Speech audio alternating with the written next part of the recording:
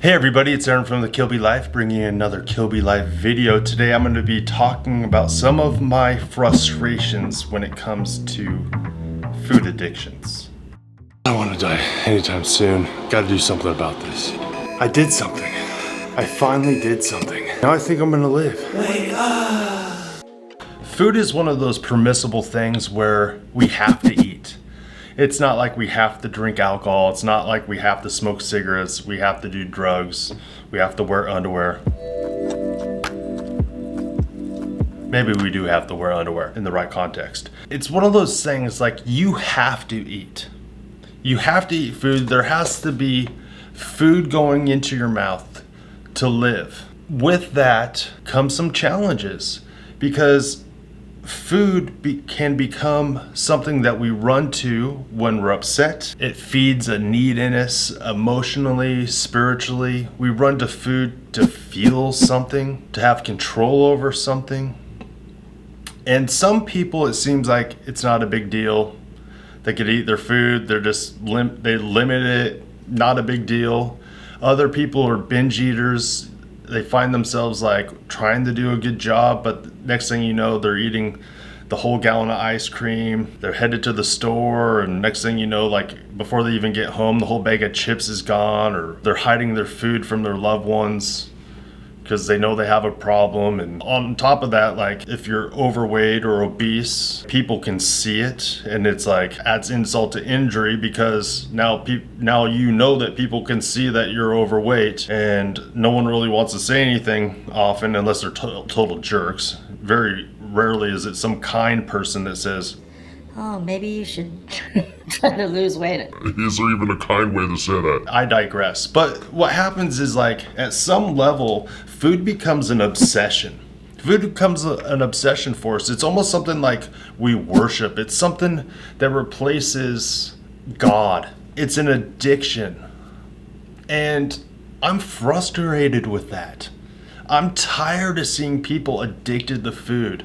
I'm tired of myself thinking and dreaming about food in an addictive way, like it's gonna fix some spiritual or mental or physical problem.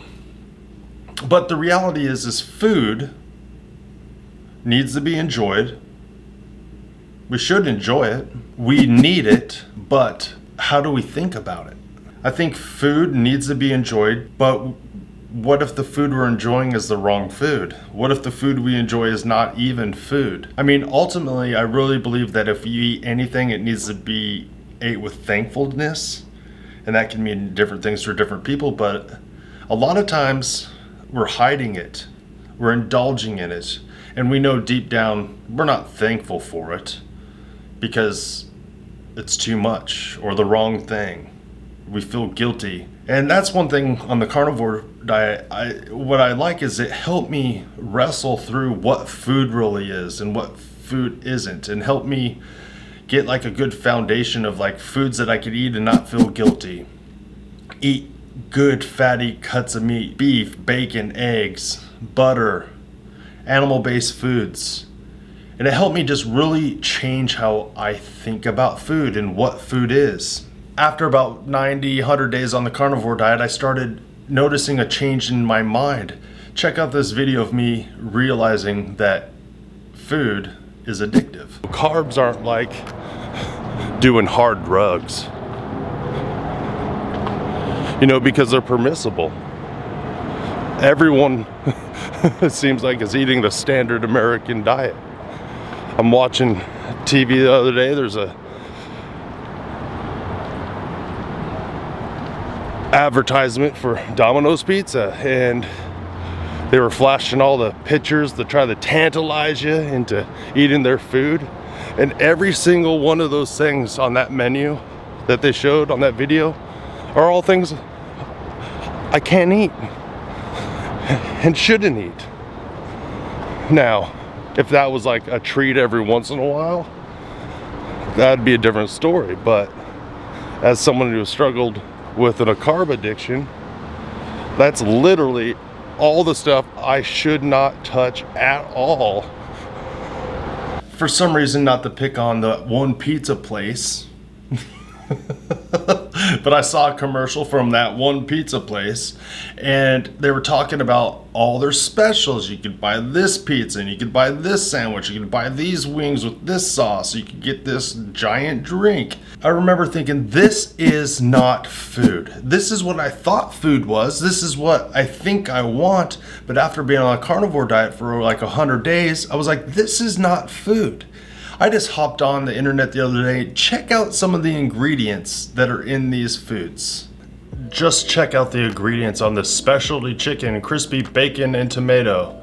I mean, I'm not gonna read all this, but just look at all the ridiculous stuff. Wheat flour, rice flour, sugar, maltodextrin, wheat gluten, spices, sodium phosphates. Man, lots of natural flavors, extracts, soybean oil, sodium bicarbonate, monocalcium phosphate, dextrose, more sugar. Like every ingredient has more sugar in it. Tapioca starch, milk, cheese cultures.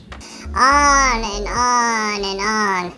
Yeah, not to go on and on about it, but this is not food. That is not food. The food companies do a real good job at adding a lot of ingredients. All these ingredients that make it look better, like ham is not pink. They inject it with a solution to make it stay pink, because otherwise it would be brown and it would probably be good to eat. Right? But they have this way, they have to add all these things, and they say anti-cake and there's all this, but a lot of it is just to make us buy the food so we think it's fresh, it's not going to kill us, but it's not really food anymore. It's just a packaged product. And I think we really need to change the way we look at food. And we need to reset ourselves. Like the old Nintendos, we got blinking lights. They're gonna poke it. You need to poke yourself right here. Just poke yourself right here and like say reset. This is not food.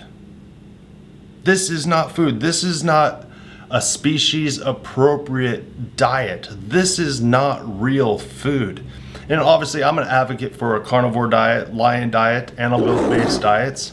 But if someone got off the processed foods and got off all the junk, you know, the pizzas and all these things, like you'd be doing way better. But I think a lot of people also have problems with inflammation and IBS and have a lot of allergies to some of these plant foods they don't realize. So you're not going to know how much better you are until you go on like a carnivore diet. You don't know how much better you will be until you go on there. And I would say over some time, if you gain some self-discipline on the way and reset the way you look at food, you might be able to have a salad. You might be able to have an avocado.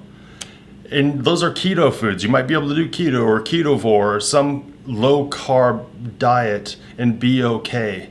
But for some people, they're not going to be okay until they get that reset and find the self-discipline. And I say, let's get there. Let's have the guts to get there. Let's make the decision to get there. And then maybe you can try some variation, animal-based variations of food and see how you do. But don't sell yourself short and not get that reset. And the reality is that self-discipline is only going to get you so far. You can only get so far with self-discipline. What you're going to have to do is pair that with building some healthy habits, some healthy routines in your life to kind of build a fence before falling off the cliff, essentially. Build some parameters in your life so you don't have to even practice self-discipline anymore, because you've already pre-decided that, hey, in this situation, like for instance, like me going out of town, I'm going to bring a bunch of meat in a cooler so I can eat that food. So if I get put in a situation where there's not a lot of food that I could eat while everyone else is eating all these foods, I'll have something to eat either beforehand or afterwards, and I'll just maybe eat a couple pieces of cheese and not look like the total odd man out. But these are the moments where people ask you, like, why are you on this diet? It's like, well, because I had type 2 diabetes. I had insulin resistance, essentially. I was obese. I was depressed. I had sleep apnea, and I went on a diet and reversed all those things within 90 days. I'm like, Oh, wow, that's crazy. it's like, yeah, it's crazy. And maybe you can earn the right to talk to them about these things, and hopefully they'll have a reset moment. We need to build those habits, get a routine in place, and it will serve you far into your life, the rest of your life. And the cool thing about this is once you get the self-discipline, once you get the routine and the healthy habits, when you reach your goal that you made for yourself, you won't be like, oh, now I'm eating the pizza. Now I'm eating the mac and cheese. Now I'm going to eat the donuts. Now I'm going to eat the pie. Now I'm going to eat the cake. Well, it's just carrot cake. You won't do it because you worked so hard beforehand. You pre-decided, you made the habits, but you also, most importantly, started to look at those ingredients and what food really is. And looked at yourself in the mirror and said, I have a problem. I love food. This is an addiction. I'm having a bad day and I would rather run to the pizza pie than run to God in prayer. Or call a friend and say, hey, I'm struggling today. No. Hello, Domino's, my old friend. Let's get obese again. That might have been a little harsh. All right, so I want you guys to check out this next video about how to make a goal. It's right up here. And if it's not there, it's because I haven't got to it yet. But it should be there. But if it's not there and you see this other video, make sure you watch this video.